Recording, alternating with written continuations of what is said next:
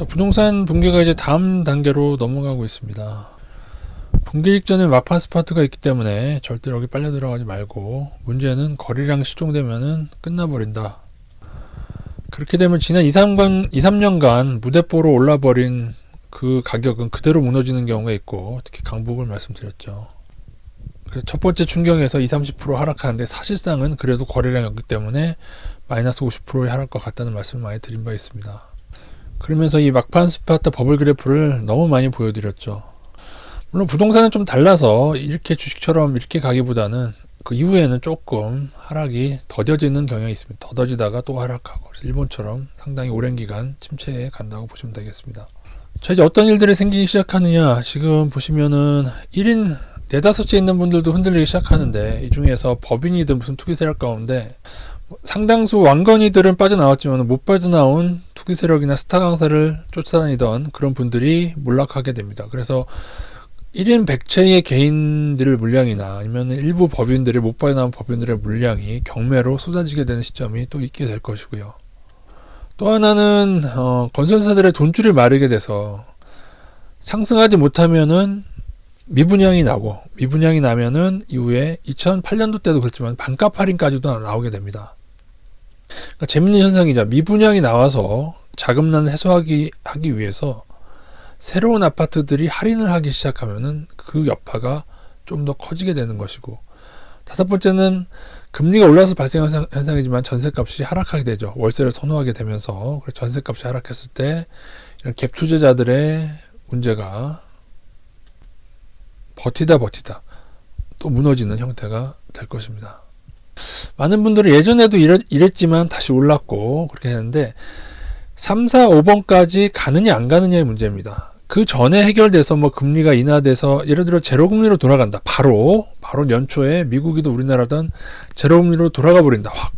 그렇게 되면 모르겠어요. 근데 일단 3번이 발생되고 4번이 발생되고 5번이 발생되고 충격이 하나 둘 가해지고 나면은 그 이후에 금리 인하되는 것은 의미가 없습니다. 일본이 그랬습니다. 일본이 금리를 올린 다음에 나중에 막 부동산이 떨어지니까 다시 금리를 아마 낮추던 거 제가 그렇게 기억하는데, 그것이 나중에는 또 부양정책이 먹히지 않게 됐습니다. 그래서 제가 누누이 거래량이 사라지기 전에 적당한 시기에 언제든지 먼저 나오는 사람이 위너라고 말씀을 드렸던 것이고요.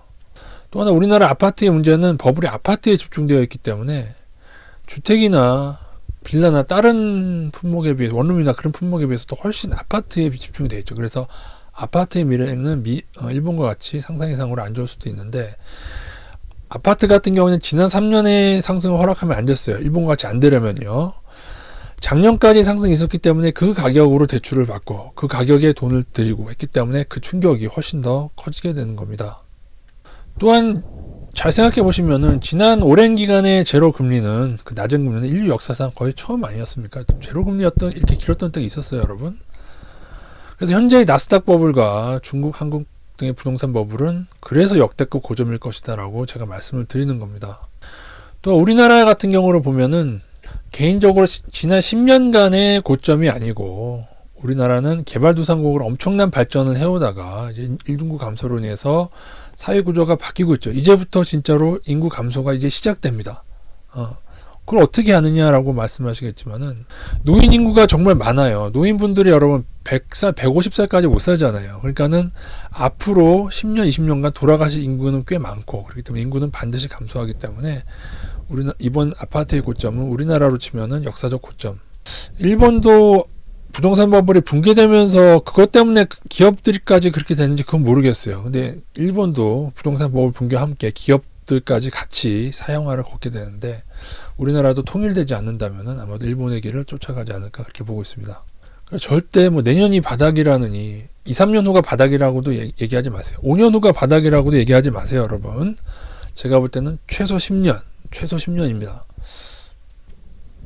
자, 여러분, 그동안 부동산의 상승을 많이 즐기셨습니까? 그리고 혹시 뭐 어떤 분들은 집이 없어서 그들을 많이 부러워하셨습니까? 제가 누누이 말씀드리지만 그들을 단 하나도 부러워해야 될 이유는 없었다. 버핏이 닷컴 버블 때 했던 얘기입니다. 썰물이 빠졌을 때 비로소 누가 발가벗고 헤엄쳤는지를 알 수가 있다. 이상입니다.